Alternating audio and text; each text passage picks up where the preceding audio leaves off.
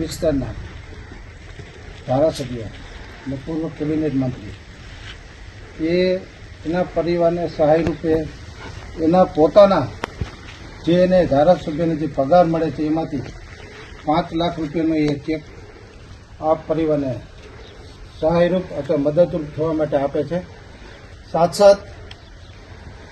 અન્ય જે છે મોરબી છે અથવા મિત્ર મંડળ સર્કલ જેતપુર છે, બીજા પણ 5-7 લાખ રૂપિયા એ પોતે એમ કહે છે કે હું આ પરિવારને મદદ કરીશ. આ એક સમય એવો છે, સમય સાથે પરિવારની પરિસ્થિતિ પણ એવી છે. તો શહીદ જવાન કોઈ પણ જ્ઞાતિનો હોય, દેશ માટે અગર એને બલિદાન આપી દીધું છે એથી વિશેષ કાંઈ છે જ નહીં.